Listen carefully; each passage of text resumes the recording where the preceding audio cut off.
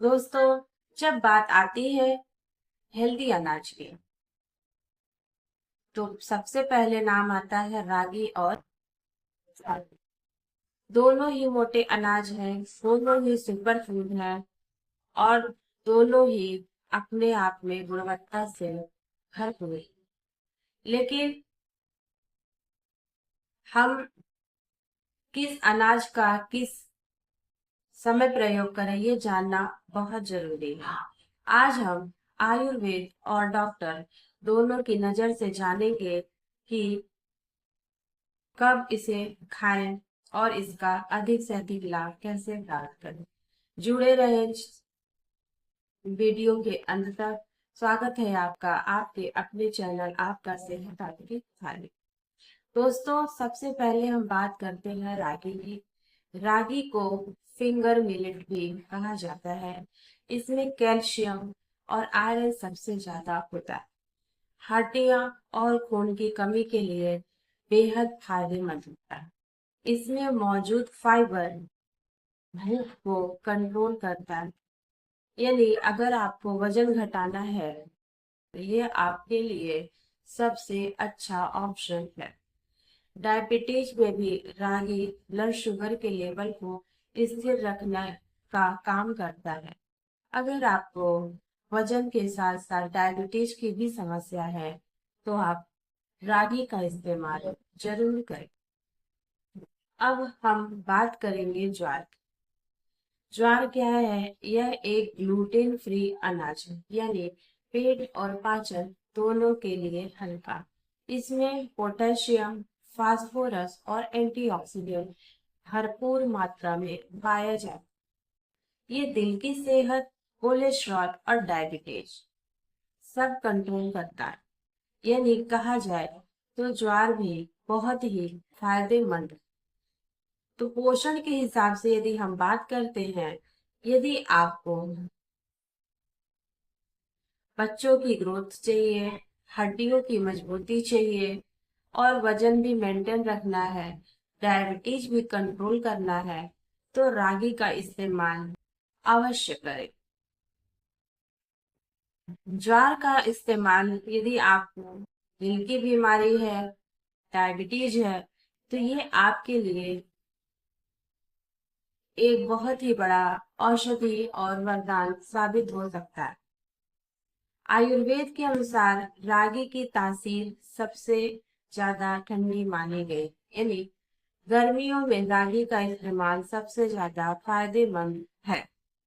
और ज्वार की तासीर संतुलित होती है, यानी आप इसे साल भर खा सकते हैं। यही कारण है कि पहले के लोग जौ की रोटी खाते थे। अभी हम मोटे अनाज से थोड़ा दूर चले गए हैं, तभी बीमारियां हमारे करीब आ गई। अब हम बात करते हैं कि किसे कौन सा अनाज चुनना चाहिए। यानी अगर आपको वजन घटाना है, डायबिटीज है, हार्ट प्रॉब्लम से जूझ रहे हैं, तो आपके लिए ज्वार एक अच्छा ऑप्शन है।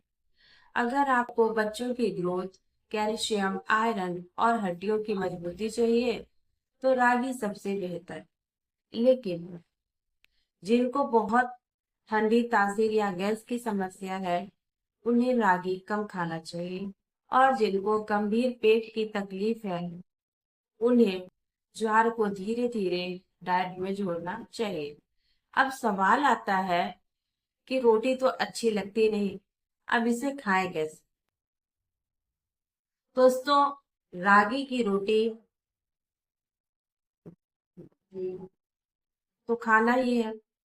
नहीं खा सकते तो इसका डोसा बना लें, इसकी खिचड़ी बना लें, इसका हलवा बना लें। ये आपके लिए फायदेमंद होगा। लेकिन ध्यान रहे, चीनी की जगह आप गुड़ या खजूर का इस्तेमाल करें। नेचुरल मिठास दें, चीनी की मिठास से बचें। ज्वार है, ज्वार की रोटी, ज्वार का उपमा, पराठा और चीला, ज्वार की खिचड़ी भी बनती है। आप इसे खा सकते हैं।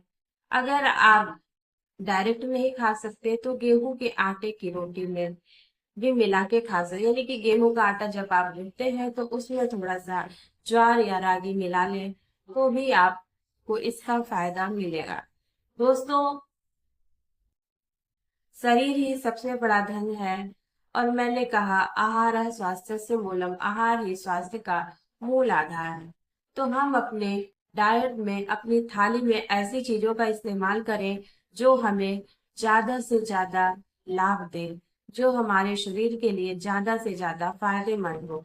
तो दोस्तों, अब आपके सामने जवाब साफ है कि वजन घटाना है और डायबिटीज कंट्रोल करना है तो ज्वार चुनिए।